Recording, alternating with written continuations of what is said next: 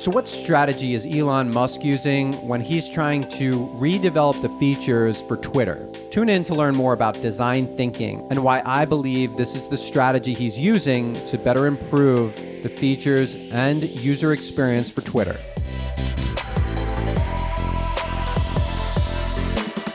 Hi, my name is Stephen Joseph, and I'm the president and founder of EvoStream Communications.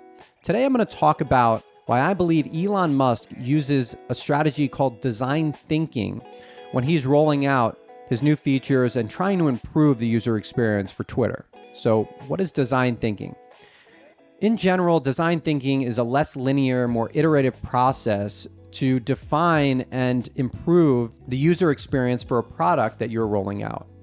Now, traditional models will typically be a top-down approach where executives or the engineers that developed a product will get together and they will define what the use case is and what the user experience should look like. The challenge with that is that oftentimes there's not enough input from the folks that are actually going to be using the product and service, and therefore adoption can fail because you've never asked or polled the user to figure out what it is they really want. So design thinking takes more of a bottom-up approach. And there are 5 steps in design thinking models to achieve this. The first is to empathize. The second is define your problem. The third is to ideate. The fourth is to create prototypes. And the fifth is to test, fail, and then prototype again. So I'm not going to go through the entire model today. Obviously, this is a shorter video, but I did have the pleasure of sitting in on a session with Christy Sitchu, who teaches at Boise State University in the MBA program during Boise Entrepreneur Week. So if you want to learn more, I would encourage you to take a class online or maybe even reach out to Christy. She's a great resource for this and has been teaching about design thinking for decades. Why do I think Elon Musk is using design thinking? Well, recently when he took over Twitter, he started doing polls and he's testing out new features. And the way that he does that is he goes out to his users, even, asking if they want him to remain CEO of the company.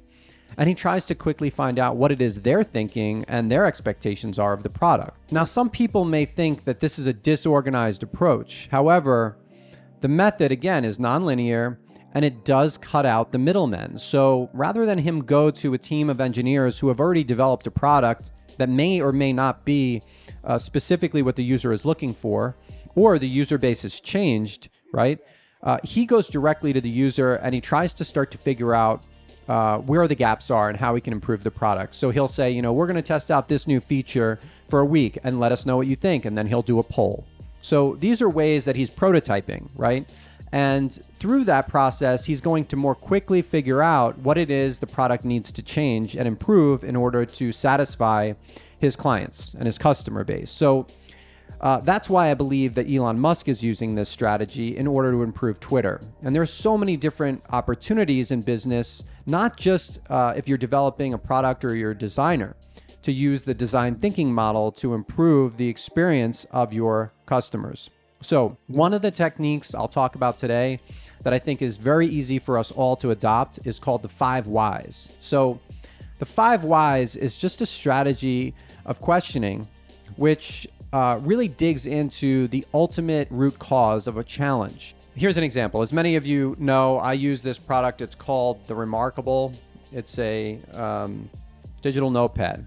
And the designers of this product may want to know why a user is not using the product, for example, right? And they're doing a poll or doing a focus group, and the user might say, well, I like the product, but to be very honest, its price point is a little high. And the designers at Remarkable might say, why do you say that?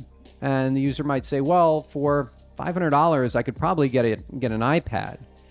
And they might say, well, why would you get an iPad when, this device, for example, is able to just do writing and note-taking without the distractions of the internet? And the user might say, well, actually, I need the internet because I connect to OneDrive. And the designers might say, well, that's a feature that we could add, to this product or service. We can integrate it with OneDrive. Now, that's a shortened, version of this process. But ultimately, the user has a concern or they have a need that this product can meet, but it doesn't stop with, oh, it's too expensive. There's actually a root cause as to why that user thinks this is too expensive. He can afford the product, but maybe he or she believes that there's an alternative that has some additional features that this product doesn't have right now. So, these days you can add features with doing software updates, and the designers at Remarkable may have said, you know what, that's a feature that we can add pretty simply, and it's something that most of our users would enjoy, and it's not going to take away from the simplicity and minimalist design that we're trying to achieve with this product. So there's an example of how you can use that method of questioning, the 5 whys as they call it, to better get to the root cause. Now, that's a big component of design thinking, is using these strategies to better understand your user base. So again, with design thinking, you're really going to have to empathize with your user, and you're not going to be able to reach the real requirements that user has by thinking as an executive or as someone who's married to the design of the product because you created it. You want to think about it from the perspective of your user base. So design thinking is a great way to do that.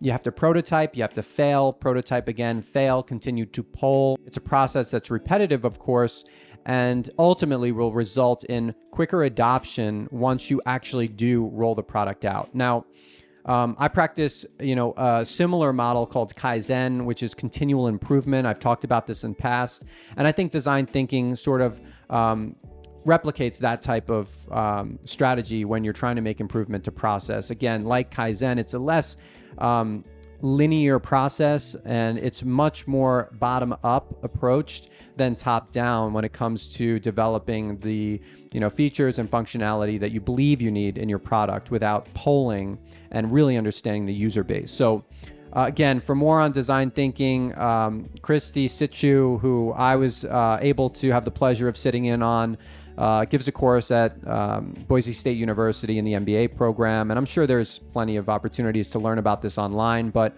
I found it intriguing because of Elon's recent creative process and tooling that he's doing with Twitter, and I thought to myself, this is a great example of design thinking, and it's something I just recently stumbled across in the learning process for me. So hopefully you enjoy it. And of course, as always, if you have any questions, please comment. Love it when you share this post, and feel free to direct message me. My contact information is on LinkedIn, and I love hearing from my users. So thanks again, and have a great day.